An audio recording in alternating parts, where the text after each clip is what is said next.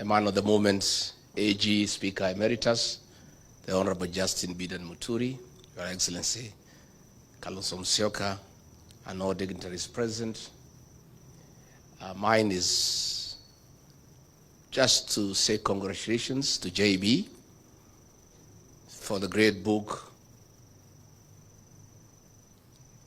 that he has put together,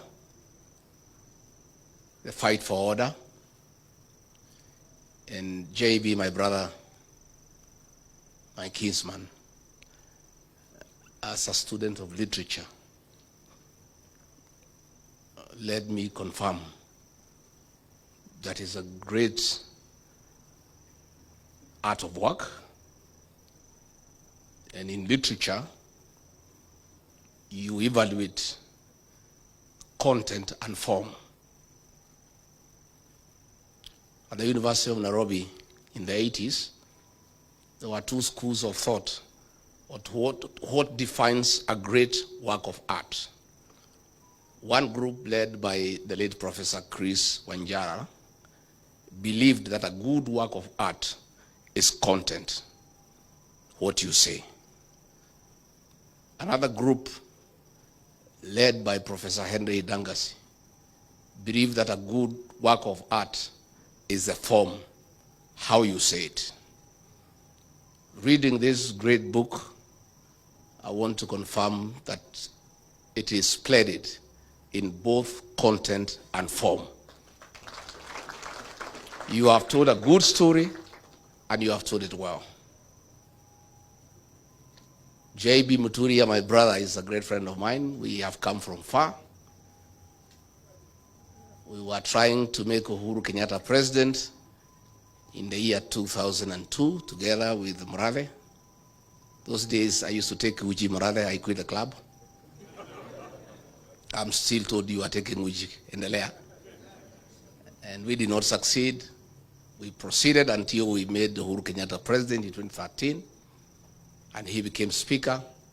I joined him as a member of parliament in the 12th parliament, and we've been very close. Then we looked for government together. We were in the same cabinet. What JB has written here, especially the latter part, is true. And in the cabinet we served under 𝐒𝐤𝐴𝐚𝐜𝐻𝐿. JB and I were the only true, honest people. When I left, he was left as the only one who is honest. When he left, there's nobody in that cabinet who is truthful. The rest are flower girls and yes, sir. And this is a good story, and these stories must be told. I will be telling mine, but not now. I'm too busy. I have some work to do. But I'll be doing a good work on the Ruto betrayal as we go on. It's good to tell this story because JB tried to bring order to government like he had brought in parliament. And JB was a good speaker. Despite the fact that he came from TNA, he never became a youth winger for Uhuru Kenyatta. JB and Kenneth Marede were two great speakers. It's unfortunate the speaker we have today is a youth winger. You find him in empowerment forums giving people maharagwe. And for that, JB, we salute you. You created order in parliament. You tried to create order in government and you got in trouble, like myself. That's why we are out with you in the trenches. Because you tried to create order. Let me confirm to the people of Kenya that JB Muturi as Attorney General saved this country billions of shillings by refusing to sign shady deals that were laced with conflict of interest and state capture. I remember when one day he was in Dubai and William Ruto called me very annoyed and very angry and full of abuse, abusing JB Muturi in all manner of abuses. Wewe Regiji, tafuta hiyo mtu yako ya bere, hiyo mjinga. Bure kabisa hiyo mtu. Hii sanamu mlitoa wapi mliletea mimi as Attorney General? Tell him, nitafuta ye kazi. I'm telling him to do things he cannot do. Tafuta ye, si ni mtu ya kabila yako. Huyu Ruto anasema hataki ukabila. Tafuta ye and tell him to sign those things. Hey, I called JB. Hey, AG, where? Boss is burning. He is all over. Kwani umefanya nini? What have you done, my brother? You are in trouble. He said I was coming. I'm at the airport, and the boss has called me. I met some business people there and signed a contract on the runway. And I've said I can't. I need to look at the document, give it to people at the chambers, interrogate, and advise government whether it's in order or not. I cannot sign. So I called the president. I said, no. Boss, what you're asking JB to do is wrong. He's on transit, and he's being given documents by people he doesn't even know to put his signature as Attorney General that it is right. And he stood his ground. He was trying to call government to order. I remember one day we were in Naivasha for a conference for cabinet secretaries and principal secretaries. And William Ruto called me to his room again and abused me and my community because of JB Muturi. Hii mtu yako ya bere, buri. Ebu muite hapo mwambie hiyo vitu nimwambie afanye. And he should not tell me anything. I'm the president. I am not a lawyer, but I'm the president. What I want must be done in this country. Can you look for him and you get back here uniambie? So nikatafuta JB, nikaita yeye kwa room yangu. JB, again wewe, you have robbed my boss the wrong way. What's the problem? JB said he is asking me to sign a deal to buy land with the funds from the Settlement Trust Fund, SFT, for putting up an industrial park. This fund, by law, you can only buy land to settle squatters, to settle Kenyans who are landless. You cannot use it to buy land for any other purpose. I cannot do it as Attorney General. Please tell him I will not do it. So I went back to him, I said, it cannot be done. And he has explained to me, and I agree 100%. So when JB Muturi says we need to call the country to order, he has lived those words. And he was my soulmate in cabinet, because he was only the truthful person who is fearless. One day, when they are in cabinet committees, the president had tasked his tribesmen there in cabinet to keep him informed on the deliberations in cabinet committee by text. So if the direction a debate is taking is not going his way, especially in issues he is conflicted, he would send you a text and tell you how to take the conversation. So JB looked for me and we agreed what to do. Himself and myself, we will leave our phones away so Ruto cannot reach us. By the time he has been told what he wanted is not going the right way, to a petition. And he has told you, I would say, I rose finance bill, everybody. Oh, Muturi, I said, boss, this thing cannot be accepted by the people of Kenya, and we'll have an egg on our face. Kenyans will not take this finance bill. He took me to task. I said, no. I told the Secretary to Cabinet, Mase Wajau, put it on record for posterity. I have said, no, it will not work. So when it did not work, we went to Cabinet. I wanted to revisit the matter, Kakata. I said, boss, can we go back to what I had said after the agencies brought a problem?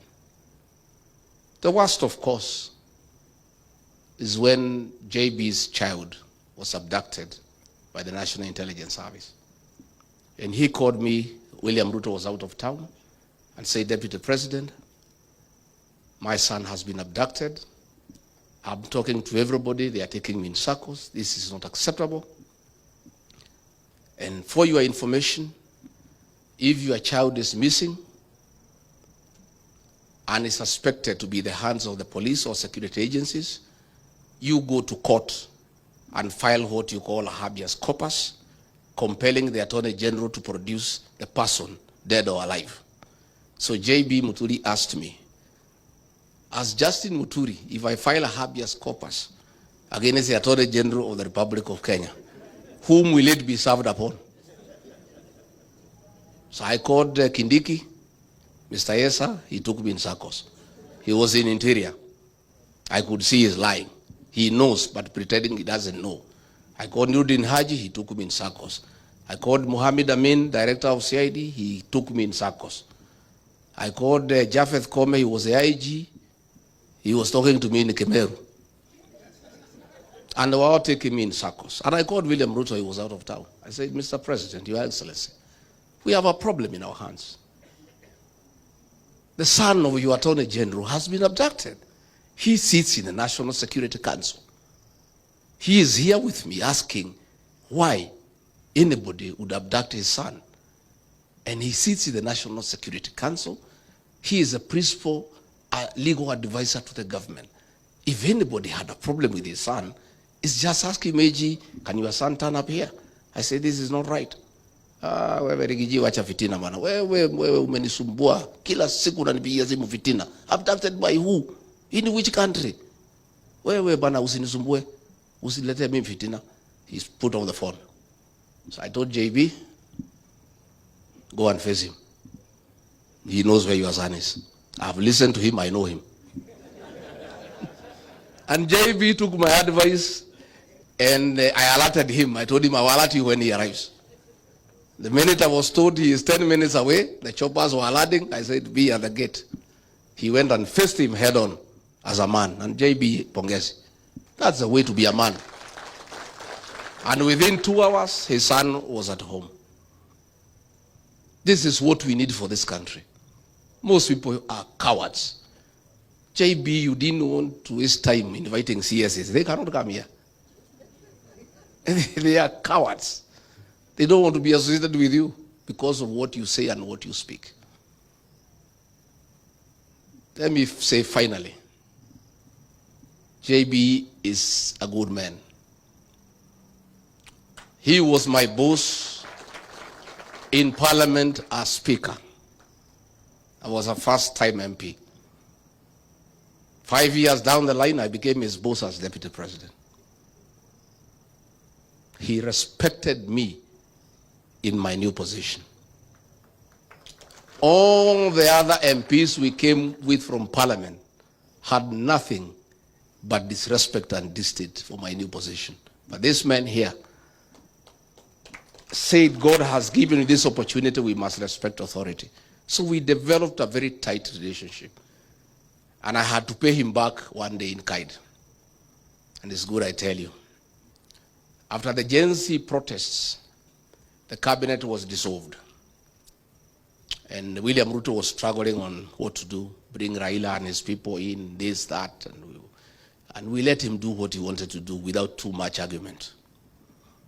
And he announced the first batch, and out of the positions I had negotiated for my counties where I come from, he did not appoint anybody from Embu. And I asked him why. He said, let's wait kidogo. So, in the next appointment, the final one, he called me and Musalia so that we flank him to announce the last batch of cabinet.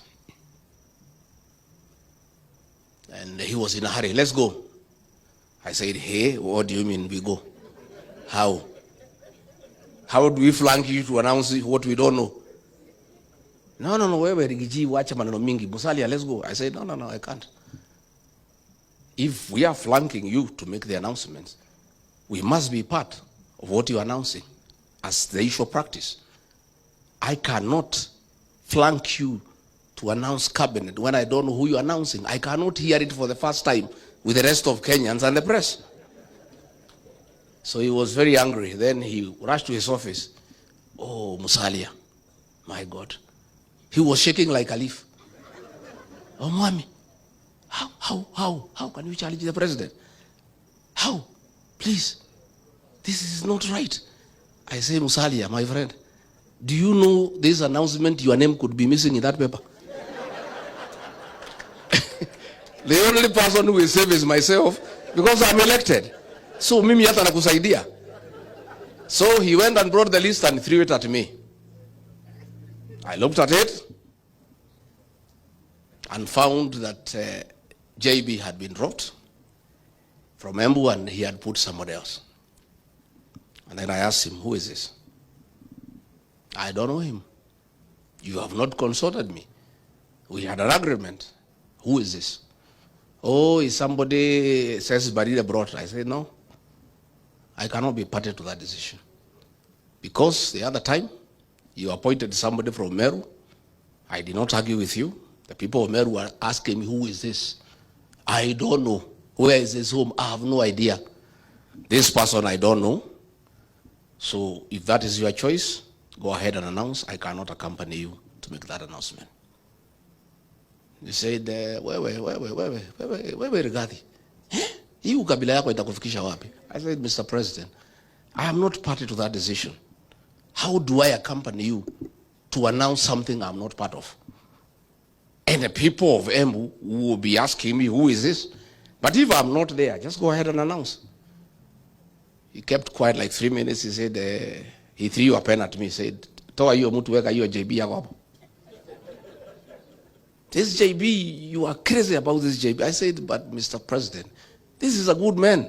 And I chair the cabinet committee. This is a solid minister. All the other people you are putting and you have returned, most of them are useless. I sit there and I have listened to this man. And he means well for this country. So why do you want to remove him? What is it that he has done? So he said, chukua. Mimi nikachukua kalamu, nikafuta hiyo mtu na kalamu ya wino, nikaweka Honorable JB Muturi. Nikamrudishia. But then I told him, because I know you, if we go there and you announce the other name, because I think that is what you want to do, I'll walk away when the press is live. So that's how JB Muturi got his job back. And after that, I was thrown away, and he followed me. I'm sorry I was not there to defend you another time. So I want to say, as we celebrate JB, this country is blessed with a great leader, a steadfast man, a great man. And JB Muturi, as you have been told to put order into this table. If the formula of nominating a single presidential candidate favors me, and I'm elected as president, you will play a very important role in my government.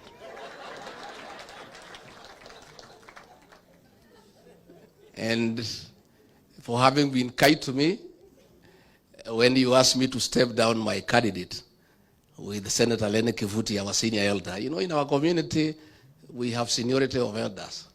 If 𝐒𝐚𝐽𝐻𝐻 summons me, I'm a junior elder in my community, and gives direction, I just have to honor. So when 𝐒𝐚𝐽𝐻𝐻 and JB Muturi summoned me and said, as better people, we have decided that you step down your candidate in favor of Newton Karis, I agreed with the two senior elders from our community, because that is the way things should be run. So JB Muturi, please take us to Bere with Senator Kivuti and call the people of Bere North to order. Because Kasongo has put 300 million shillings so far in that by-election. Senator 𝐒𝐚𝐽𝐻𝐻, you must lead us there to rubbish that money in 6 hours. And in Bere North is where William Ruto must be taught how to put communities to order. And JB Muturi, mimi nakutakia mema. I'm sorry I've taken a little bit longer, but I wanted to tell you about this man. And where we are as a country, we need such people. JB Muturi and myself could not last in that government. The leader of that government is a pathological liar. I have actually serious doubt whether his real name is William Ruto. We are just too honest and too truthful. And for those we have joined hearts together, Stephen Kalonzo Musyoka, Fred Matiang'i, Eugene Wamalwa, Martha Karua, please get used to me and JB. will be very truthful to you. And always take it well, because we mean well for this country. And for you to help this country, you must be truthful, not only to yourself, but to the people of Kenya. Asanteni sana na shukuru sana.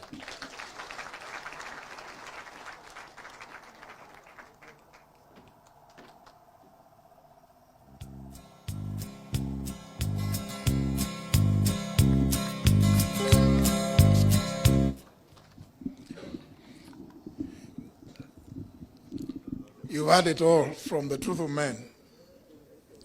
Si ni kweli? Tumemsikia. Before